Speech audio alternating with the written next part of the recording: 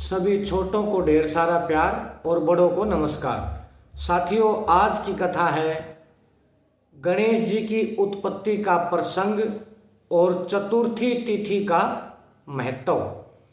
हमारी आपसे ये विनती है कि प्लीज़ वीडियो को पूरा देखें, कथा को पूरी तरीके से सुने आखिर तक, ताकि बहुत कुछ ज्ञान की चीज़ें होती हैं वो हम चाहते हैं कि आपके अंदर भी विहीन हो जाए, निहित हो जाए।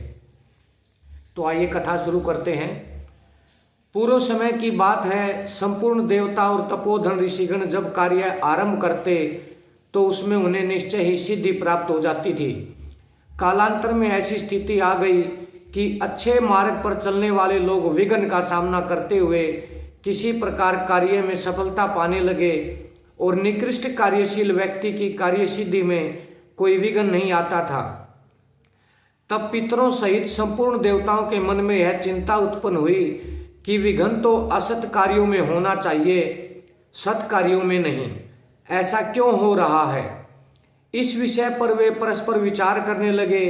इस प्रकार मंत्रणा करते करते उन देवताओं के मन में भगवान शंकर के पास जाकर इस समस्या को सुलझाने की इच्छा हुई। तब वे कैलाश पहुँचे और परम गुरु शंकर को प्रणाम कर विनय पूर्वक इस प्रकार प्रार्थना करने लगे। देवादिदेव महादेव, असुरों के कार्यों में ही विघ्न उपस्थित करना आपके लिए उचित है, हमारे कार्यों में नहीं। देवताओं के इस प्रकार कहने पर भगवान शंकर अत्यंत प्रसन्न हुए और निर्निमेष दृष्टि से भगवती उमा को देखने लगे। देवता भी वहीं थे। पार्वती की ओर देखते हुए मन ही मन सोचने लगे, अरे इस आकाश का कोई स्वरूप क्यों नहीं दिखता? पृथ्वी, जल, तेज और वायु की मूर्ति तो चक्षु गोचर होती है, किंतु आकाश की मूर्ति क्यों नहीं दिखती? ऐसा सोचकर ज्ञान शक्ति के भंडार परम पुरुष भगवान रुद्र हंस पड़े। अभी हंसी बंद भी नहीं हुई थी कि उनके मुख से एक परम तेजस्वी कुमार प्रकट हो गया।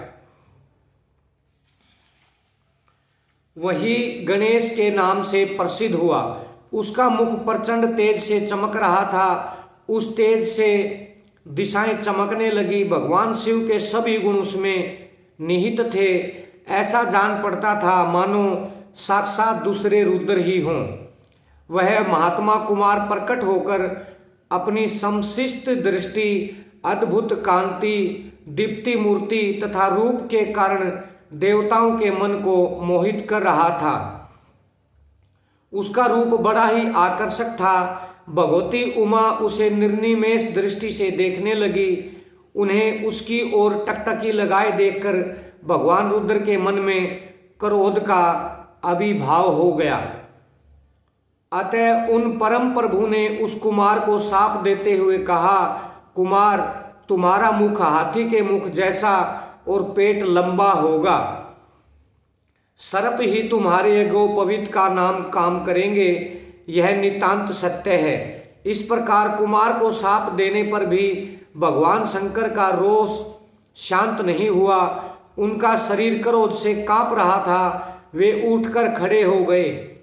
त्रिशूलधारी रुद्र का शरीर जैसे जैसे हिलता था वैसे वैसे उनके श्री विग्रह के रोमकूपों से तेजों में जल निकलकर बाहर गिरने लगा। उससे दूर दूसरे अनेक विनायक उत्पन्न हो गए।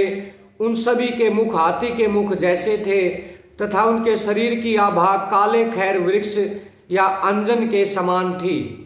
वे हाथों में अनेक प्रकार के अस्त्र शस्त्र लिए हुए थे। उस समय उन विनायकों को देखकर देवताओं की चिंता अत्यधिक बढ़ गई। पृथ्वी में अक्षोभ उत्पन्न हो गया।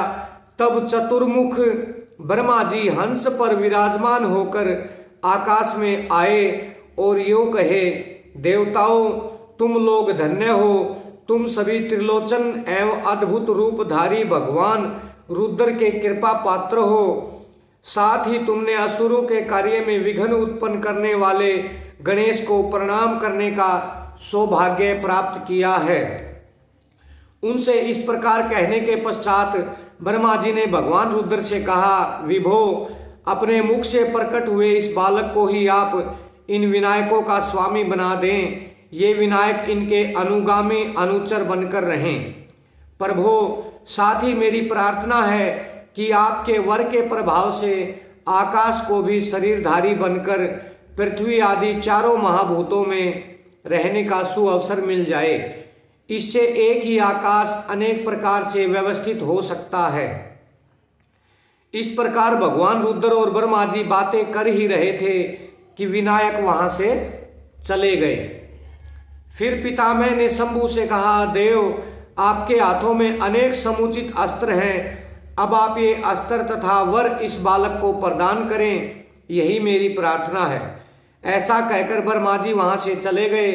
तब भगवान शंकर ने अपने सुपुत्र गणेश से कहा, पुत्र, विनायक, विघ्न हर, गजास्य और भवपुत्र, इन नामों से तुम प्रसिद्ध होगे। क्रूर दृष्टि वाले ये विनायक बड़े उग्र स्वभाव के हैं, पर ये सब तुम्हारी सेवा करेंगे। प्रकृष्ट यज्ञ, दान आदि शुभ कर्म के प्रभाव से शक्तिशाली बनकर ये कार्यों में सिद्धि प्रदान करेंगे। तुम्हें देवताओं, यज्ञों तथा अन्य कार्यों में भी सर्वश्रेष्ठ स्थान प्राप्त होगा। सर्वप्रथम पूजा पाने का अधिकार तुम्हारा होगा। यदि ऐसा न हुआ तो तुम्हारे द्वारा उस कार्य की सफलता बाधित होगी। जब ये बातें समाप्त हो गई तब भगवान शंकर ने देवताओं के साथ विभिन्न तीर्थों के जल से पूर्ण सुवर्ण कलशों के द्वारा गणेश का अभिषेक किया। इस प्रकार जल से अभिषिक्त होकर विनायकों के स्वामी भगवान गणेश जी की अद्भुत शोभा होने लगी। उन्हें अभिषक्त देखकर सभी देवता भगवान शंकर के सामने ही उनकी इस प्रकार स्तुति करने लगे। गजानन, आपको नमस्कार है। गणनायक, आपको प्रणाम है। विनायक, आपको नमस्कार है। चंड विक्रम, आपको अभिवादन है। आप विघ्नों का विनाश करने वाले हैं, आपको प्रणाम है। सर्प की करधनी से सुशोभित भगवन, आपको अभिवादन है। आप रुद्र के मुख से उत्पन्न हुए हैं तथा लंबे उदर से सुशोभित हैं, आपको नमस्कार है। हम सभी देवता आपको प्रणाम करते हैं, अतः आप सर्वदा विघ्नों को शांत करें। जब इस प्रकार भगवान रुद्र ने महापुरुष श्री गणेश जी का अभिषेक कर दिया और देवताओं द्वारा उनकी स्तुति संपन्न हो गई, तब वे भगवती पार्वती के पुत्र रूप में शोभा पाने लगे। गणाध्यक्ष गणेश जी की जन्म एवं अभिषेक आदि सारी क्रियाएं चतुर्थी तिथि के दिन ही संपन्न हुई थी। अतएव तभी से यह तिथि समस्त तिथियों में परम श्रेष्ठ स्थान को प्राप्त हुई है।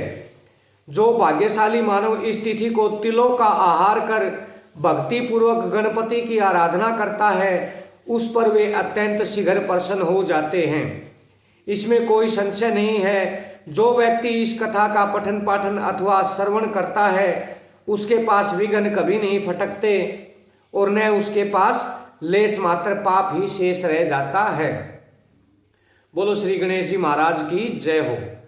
तो साथियों, ये जो कथा है ये वराह पुराण ग्रंथ से ली गई है।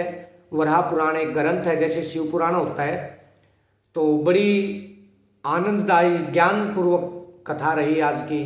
गणेश जी का जन्म कैसे हुआ, या गणेश जी को गणेश चतुर्थी पे ही क्यों पूजा जाता है, ये सारी बातें हमें उम्मीद है आपको कथा पसंद आई होगी। जो नए साथी जुड़े हैं वो हमारे चैनल ज्योति फॉर लाइफ को सब्सक्राइब कर लें, और वीडियो अगर आपको अच्छी लगती रहती हैं तो प्लीज़ इनको लाइक किया करो और अपने मित्रों दोस्तों के पास शेयर भी करते रहा करो। आप यूं ही बने रहिएगा। आपका प्यार, प्रेम, आशीर्वाद श्री गणेश जी महाराज की कृपा से ऐसे ही बरसता रहे। हम गणेश जी से प्रार्थना करते हैं कि वो आपके सारे विघ्न हरें और आपका मंगल ही मंगल हो। आपका एक बार फिर से पुनः धन्यवाद। जल्द मिलते हैं किसी अगली कथा के साथ।